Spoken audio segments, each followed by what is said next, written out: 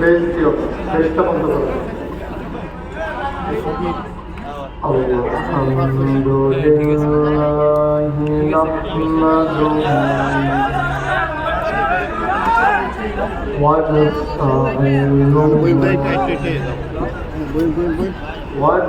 ونستغفره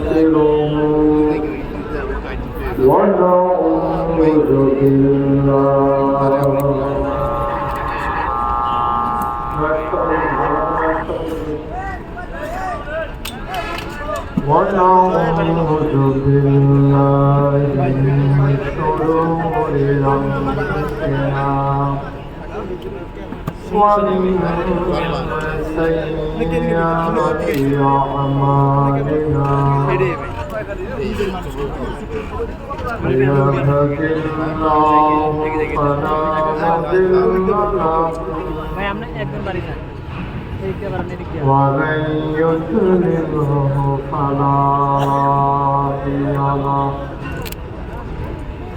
ونشهد أن لا إله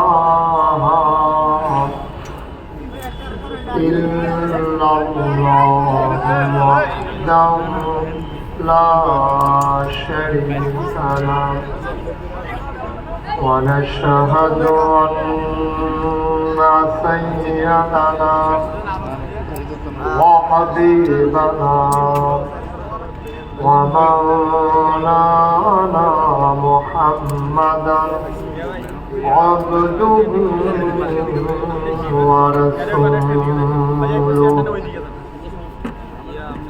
الذي أرسله بالحق بشيرا ونذيرا وداعيا إلى الله بإذنه وسراجا منيرا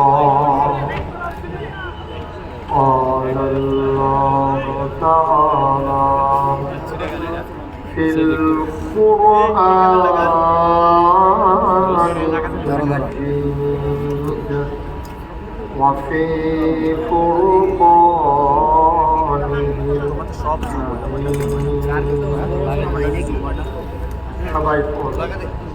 أعوذ بالله من الشيطان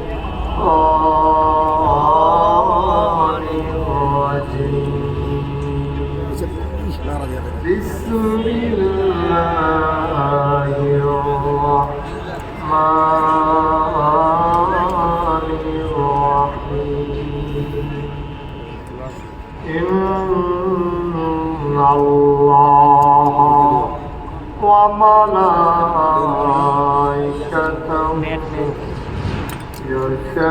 يصلون على النبي يا أيها الذين آمنوا صلوا عليه وسلموا تسليما اللهم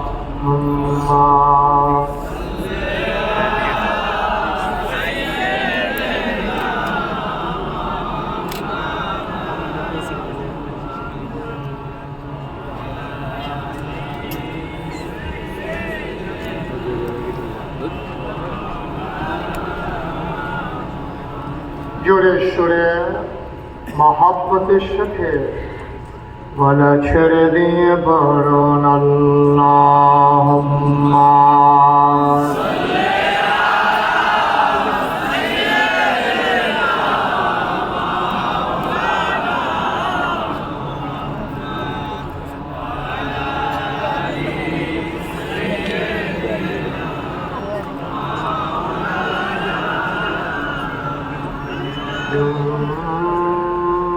জোরে জোরে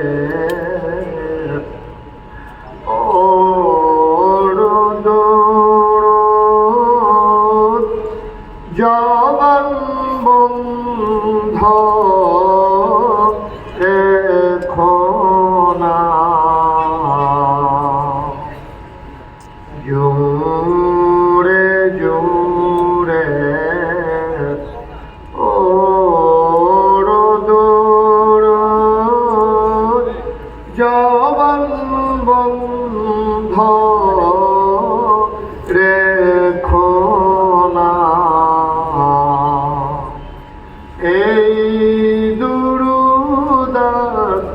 নেক আমলি এই দুরুদ নেক আমলি জান্নাত তোমার ঠিকানা আল্লাহুম্মা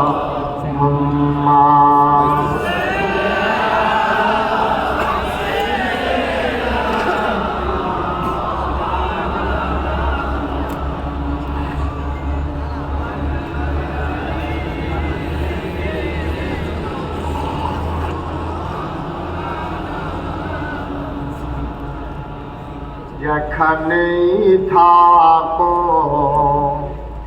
যেভাবেই থাকো নবীজির দুরূদ ছাইরো না। যেখানেই থাকো যেভাবেই থাকো নবীজির দুরূদ ছাইরো না। নবীজির দুরূদ না ছাড়িলে নবীজির দুরূদ না ছাড়িলে নবীজি তোমায় ছাড়বে না। আল্লাহুম্মা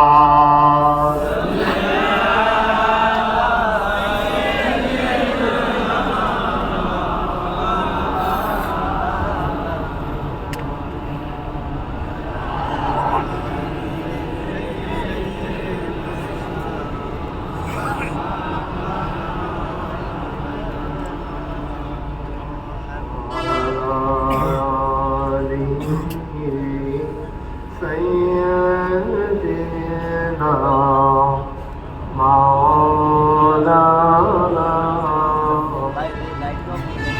لا إله إلا الله لا إله إلا الله لا إله إلا الله لا إله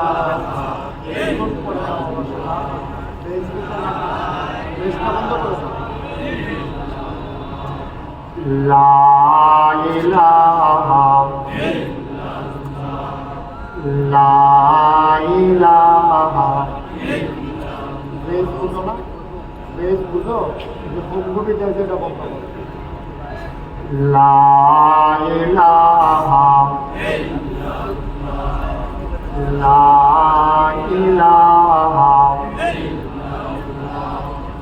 লা ইলাহা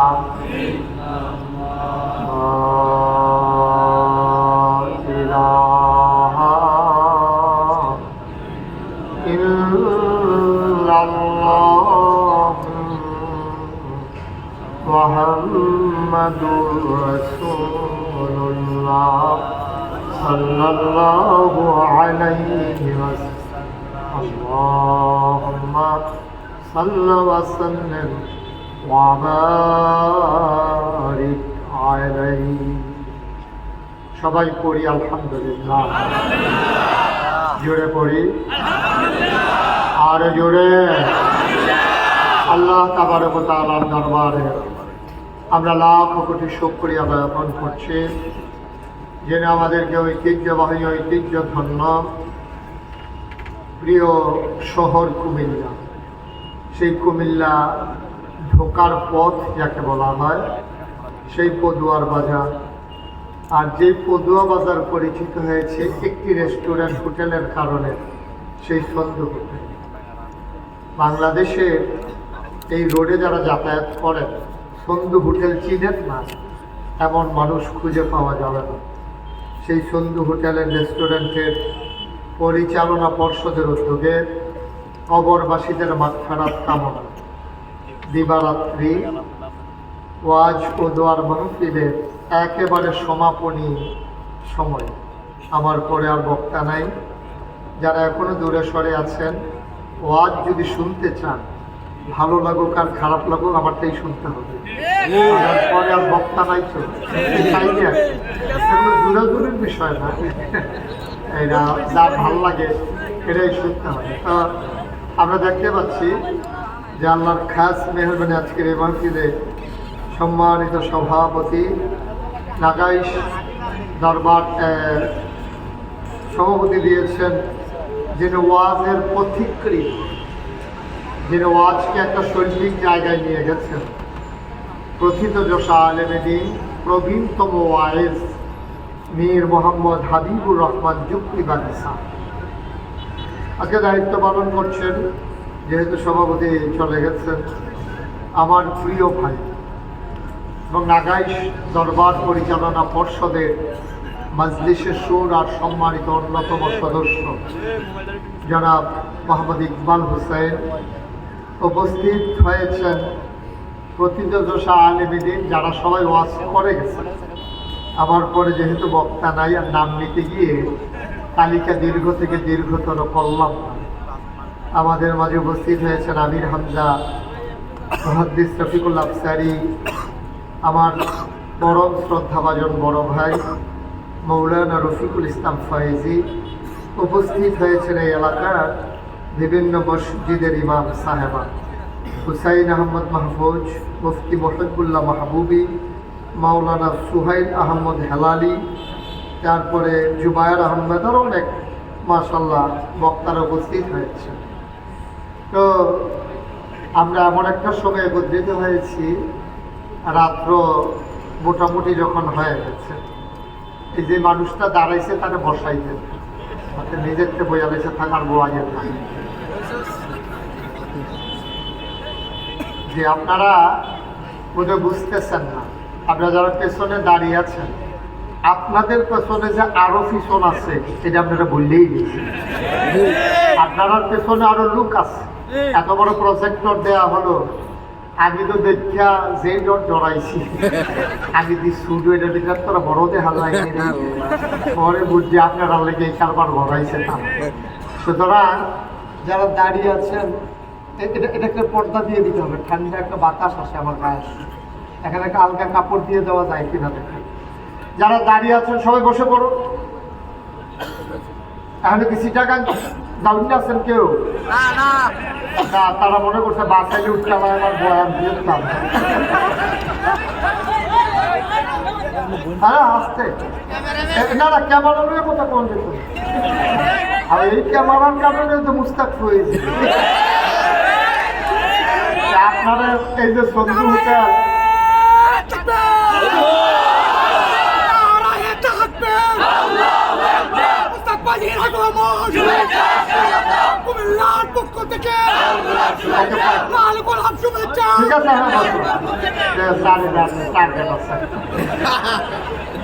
যারা দাঁড়িয়ে আছে একটু বসে পড়ে।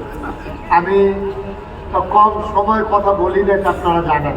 আল্লাহ তৌফিক দিলে এমন আছে ফজরের আযানও দিতে পারে। কালকে আমার তেমন কোনো ঝামেলা নাই। সবাই ধৈর্য সহকারে বসেন। যারা দাঁড়িয়ে আছেন একটু বসে পড়তে বলছি না, মানে খারাপ কথা কিচ্ছু না। সবাই বসেন, একজনও লড়ে না, কি জানি, সবাই বসে পড়ুন। যারা দাঁড়িয়ে আছেন আন্তরিকতার সাথে বসেন। আপনাদের কারণে পেছনের লোকগুলো দেখতে পাচ্ছে না। আল্লাহ যেন আমাদের সবাইকে কবুল করে, সবাই পড়ে না। আমি বন্ধুগণ, অনেক কথা আপনারা শুনেছেন সেই দুপুর থেকে শুরু করে। এত লম্বা সময় বসে থাকা সত্যি কষ্টকর। তো মাঝে দিয়ে আপনারা বিভিন্ন বিরতি ভোগ করছেন, নামাজ পড়ছেন, খাওয়া দাওয়া করছেন। এখন আমরা করে রিল্যাক্স মোডে আমরা কথা শুনবো ইনশাল্লাহ। কোনো ঝামেলা আছে আমাদের? এখান থেকে কেউ বাজারে যাবেন, অফিসে যাবেন, সবাই মিলে আমরা ধৈর্যের সাথে বসবো ইনশাল্লাহ। আল্লাহ যেন কবুল করে, সবাই করে আমিন।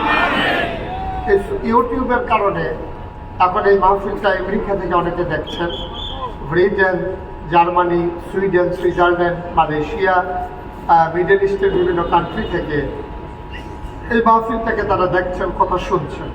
আপনাদের একটু কষ্ট হলেও বেশি লোকের তো আর কষ্ট হচ্ছে না, ওরা সাইড করেই দিয়েছে।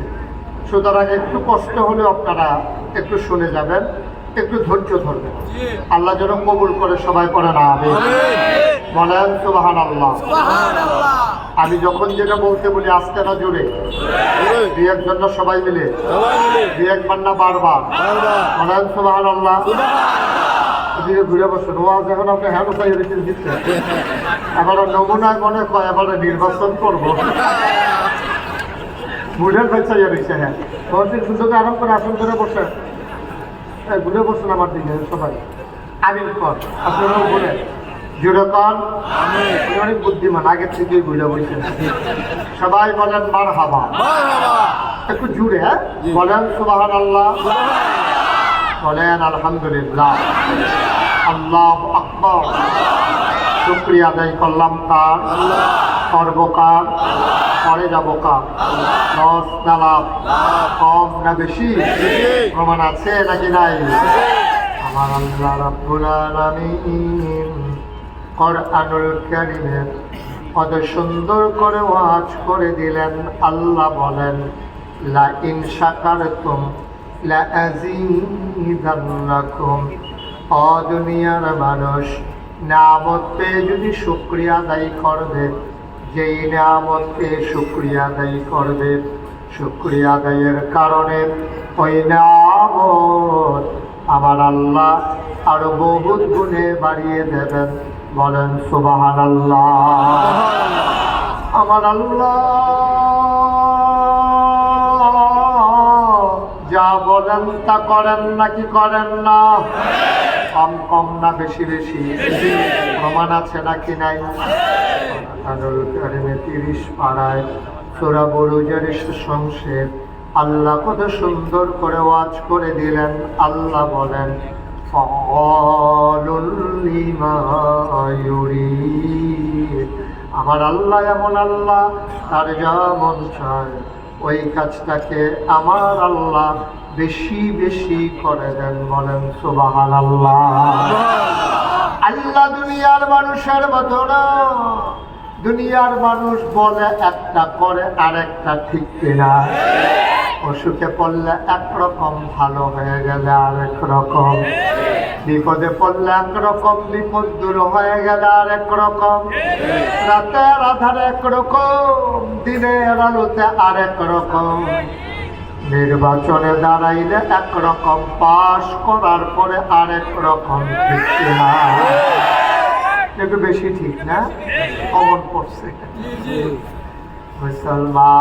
মুসলমান, এই আল্লাহ আছেন নাকি নাই? ছিলেন নাকি ছিলেন না? থাকবেন নাকি থাকবেন না? আমার এই আল্লাহ কয়জন?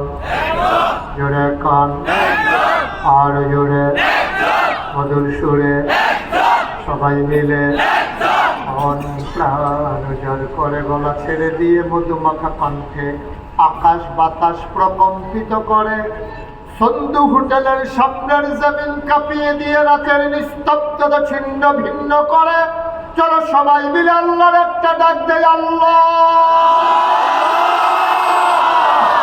ও প্রাণের আল্লাহ, খুঁজে খুঁজে দেখলাম তুমি লাম ইয়ালিদ ওয়ালাম ইউলাদ ওয়ালাম ইয়াকুল লাহু কুফুয়ান আহাদ।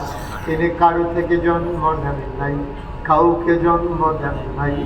ও বন্ধু, দুনিয়ায় পীরের মতো পীর হয়, নেতার মতো নেতা হয়, মন্ত্রীর মতো মন্ত্রী হয়, এমপির মতো এমপি হয়। আমার আল্লাহর কি মতো হয়? আমার আল্লাহর কি নমুনা হয়?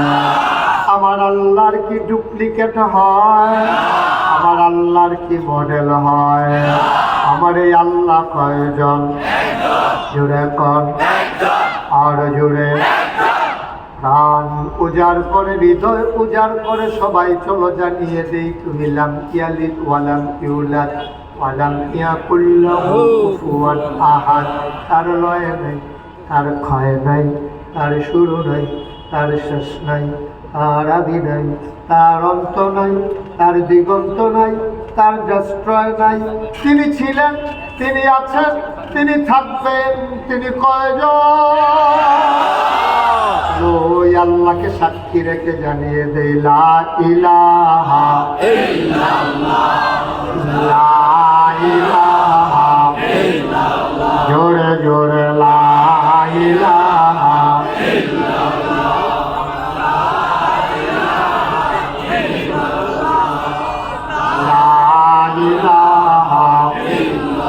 জোরে জোরে লা ইলাহা আরো জোরে লা ইলাহা মধুর সুরে লা ইলাহা মাশাআল্লাহ লা ইলাহা আসমান জমিন গায়রুল্লাহ পাহাড় পর্বত গায়রুল্লাহ আসমান জমিন গায়রুল্লাহ পাহাড় পর্বত গায়রুল্লাহ শুধু তুমি মাবুদ এক আল্লাহ লা ইলাহা লা ইলাহা জোরে জোরে লা ইলাহা আর জোরে লা ইলাহা মধুর সুরে লা ইলাহা মাশাআল্লাহ লা ইলাহা লা ইলাহা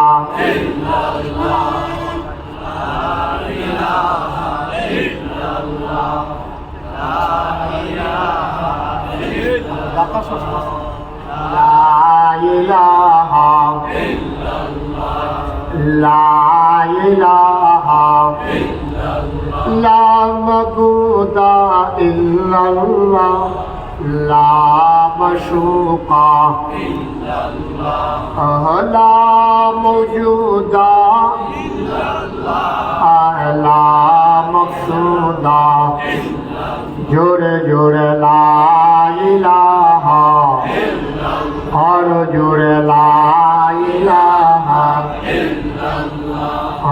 লা ইলাহা এখন ঠিক আছে ওকে লা ইলাহা লা ইলাহা ইলাহা ইল্লাল্লাহ মুহাম্মাদুর রাসূলুল্লাহ সাল্লাল্লাহু আলাইহি ওয়াসাল্লাম সবাই পড়েন আলহামদুলিল্লাহ। আমার ভাইরা আমার আল্লাহ রাব্বুল আলামিন এই দুনিয়ার ভিতরে তোমাকে আমাকে মানুষ করে বানানোর পরে আমার আল্লাহ এমনি এমনি ছেড়ে দেন নাই। কোন পথে গেলে জান্নাত, কোন পথে গেলে জাহান্নাম, কোন পথে গেলে লাভ আর কোন পথে গেলে লোকসান, কোন পথে ভালো কোন পথে মন্দ, কোন পথে কল্যাণ কোন পথে অকল্যাণ, কোন পথে শিরক বেদাত, কোন পথে তাওহীদ রিসালাত, কোন পথে কুফর আর কোন পথে ইসলাম জানানোর জন্য আমার আল্লাহ যুগে যুগে নবী এবং রাসূল পাঠাইছেন। বলো সুবহানাল্লাহ। এই দুনিয়ার ভিতরে আমরা মানুষ ছিলাম না, এই দুনিয়ার ভিতরে ছিল জিন আর ফেরেশতা। জিনেরা মারামারি কাটাকাটি ঝগড়া বিবাদ করল, আল্লাহ রাগ করলেন। এবার ফেরেশতা পাঠাইয়া জিনদেরকে পিটাইয়া আল্লাহর জমিন আল্লাহ খালি করে দিলেন। এমার্জেন্সি অ্যাসেম্বলি কল করলেন, সংসদের জরুরি অধিবেশন, স্পিকার হলেন স্বয়ং আল্লাহ, মেম্বার অফ পার্লামেন্ট হলো সমস্ত ফেরেশতারা। বলেন সুবহানাল্লাহ। পুরো বিশ্ব আজকে নিয়ন্ত্রিত হচ্ছে একটা ফর্মুলার মাধ্যমে। এই ফর্মুলার নাম হচ্ছে গিভ অ্যান্ড টেক। তুমি আমাকে দাও, আমার কাছ থেকে কিছু নাও। হোটেলে খাও, যাইতে বিল দিয়া দাও। সুন্দর হোটেলের পক্ষে গেছে। তুমি আমার থেকে নাও, আমাকে দাও। গিভ অ্যান্ড টেক, দেওয়া নেওয়া, চাওয়া পাওয়া, আদান প্রদান, লেনদেন, এটার মাধ্যমে গোটা বিশ্ব নিয়ন্ত্রিত হচ্ছে। এই ফর্মুলা দুনিয়ার কেউ আবিষ্কার করে নাই, এই ফর্মুলা আবিষ্কার করেছেন স্বয়ং আল্লাহ, ঠিক কিনা? আল্লাহ বলছেন লা ইন শাকারতুম লাযীদান্নাকুম, নিয়ামত বাড়াই দেব, শর্ত হলো শুকরিয়া আদায় করো। সুবহানাল্লাহ বলবেন না? শুকরিয়া আদায় করো তো নিয়ামত বাড়াই দেব। সুতরাং গিভ এন্ড টেক, দেওয়া দাও। সবাই মিলে আমরা এই ফর্মুলার মাধ্যমে মাহফিলকে নিয়ন্ত্রণ করতে চাই। আমি আপনাদেরকে আমার তৌফিক অনুযায়ী আল্লাহ যতটুকু তৌফিক দেন আমি ওয়াজ দেব, আর আপনারা জায়গায় জায়গায় যেখানে সুবহানাল্লাহ আলহামদুলিল্লাহ বলা দরকার আপনারা দিয়ে দেবেন ইনশাআল্লাহ। রাজি আছেন তো ইনশাআল্লাহ? সবাই বলেন আমিন, জুড়ে পড়েন আমিন। বন্ধুরা আমার, ভাইয়েরা আমার, গভীর মনোযোগ, গভীর খেয়াল। এই দুনিয়ার ভিতরে আল্লাহ মানুষ বানাবেন, ফেরেশতা পাঠাইয়া জিনদেরকে পিটাইয়া জমিন খালি করে দিলেন। ইমার্জেন্সি অ্যাসেম্বলি কল করলেন, সংসদের জরুরি অধিবেশন। স্পিকার হলেন স্বয়ং আল্লাহ, মেম্বার অফ পার্লামেন্ট হলো সমস্ত ফেরেশতারা, ঠিক কিনা? বাংলাদেশে একটা সংসদ ছিল, ঘরটা আছে, এখন মানুষটি নেই, ঠিক কিরকম? বাংলাদেশের সংসদ ছিল, ভারতের লোকসভা, ব্রিটেনে পার্লামেন্ট, আমেরিকাতে হোয়াইট হাউস, মিডল ইস্টে আপনার কি বলে মাজলিসে শুরা, তারপরে আপনার জার্মানিতে আছে সিনেট নাম্বার। এইভাবে নানান দেশে রাষ্ট্র পরিচালনার জন্য নানান রাষ্ট্রীয় অবকাঠামো আছে। আজব কারবার কি জানেন? যারা দেশের ক্রিম, যারা দেশের ব্রেইনগুলো এই রাষ্ট্র পরিচালনার জন্যে সেই সংসদে, পার্লামেন্টে, হোয়াইট হাউসে তাদেরকে বসানো হয়। আজব কারবার হলো এই বাংলাদেশে 17 বছরে সব কিছু ধ্বংস করতে করতে সবচেয়ে ভালো জায়গা যেটা সংসদ ছিল সেটাকেও ধ্বংস করে দেওয়া হয়েছিল, ঠিক কিনা বলে? সেখানে গায়কী, সুদখোর ছিল নাকি ছিল না? ঘুষখোর, মদখোর, ক্যাসিনো চালায়, গান গায়, গান গায় ছিল না? না গান গায় ছিল নাকি ছিল না? সব আজে বাজে মানুষকে ওখানে বসানো হয়েছে। একজন যে এমপি বানাইছে, এই বেটি সাইয়া সাইয়া রিডিং করছে। এই বেটির রিডিং করা হইল না, আমার 2 দিন জবান বন্ধ আছে। এবারে করতে বেড়াচ্ছে আর কি নাউজুবিল্লাহ বলতে গেল, মানে সব শেষ, সব ভ্যানিশ হয়ে গেছে, একেবারে ধ্বংস, ডেস্ট্রয় হয়ে গেছে যা কি। এখান থেকে বাংলাদেশ ফিরে আসতে আবার অনেক সময় লাগবে।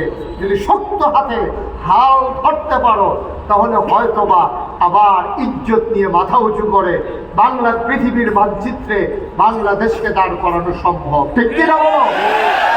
এর জন্য সবচেয়ে বড় মূল মন্ত্র যেটা, এখন আমরা যারা আছি দল মত নির্বিশেষে, পুরুষ মহিলা আবাল বৃদ্ধ বনিতা সবাইকে একই প্ল্যাটফর্মে আসতে হবে। এখানে ধনী নির্ধন গরিব, এখানে ছোট বড়, হিন্দু বৌদ্ধ খ্রিস্টান জৈন পার্সি, তারপরে আপনার পাহাড়ি গারো, যত জাতের মানুষ আছে সবাই মিলে একটা সিদ্ধান্তে একমত হতে হবে। আমার ধর্ম ইসলাম জায়গা মতো থাকবে, আমার হিন্দু হিন্দুত্বর জায়গায় থাকবে, আমার বৌদ্ধ ইহুদি খ্রিস্টান যারা আছে সবাই সবার মতো থাকবে। কিন্তু দেশের ব্যাপারে আমরা সবাই মিলে একভাবে বাংলাদেশি পরিচয় দিয়ে থাকতে হবে, ঠিক কিনা? এইটা যদি করা যায় তাহলে দেশটাকে হয়তো দাঁড় করানো যাবে। আমার দেশে সবচেয়ে ক্রাইসিস পিরিয়ড আমরা ওভারকাম করছি, সবচেয়ে ক্রাইসিস পিরিয়ড ওভারকাম করছি। চুরির পরে ঘরের ভিতরে যেমন চাউল ডাল তরি তরকারি বাসন পেয়ালা কিচ্ছু থাকে না, আমার দেশটা হয়ে গেছে সেই রকম, ঠিক কিনা বলে? এত কথা এত কথা এত কথার ভিতরে এখন দেখা গেল সেই রূপপুর পারমাণবিক বিদ্যুৎ কেন্দ্র থেকে 56,000 কোটি টাকা প্রধানমন্ত্রীর পরিবার চুরি করেছে, ঠিক কিনা বলো? 56,000 কোটি টাকা একটা প্রকল্প থেকে লুটপাট করা হয়েছে। এই দেশটার ভিতরে মানুষের কথা একরকম, কাজ আর একরকম। বারবার টেলিভিশনের চ্যানেলে আমরা দেখলাম পালাই না পালাই না পালাই না, 12টার পরে হইছেই পাওয়া গেল, ঠিক কিরকম? সেই প্লেয়ারটা বেশি খেলতে চাইছিল,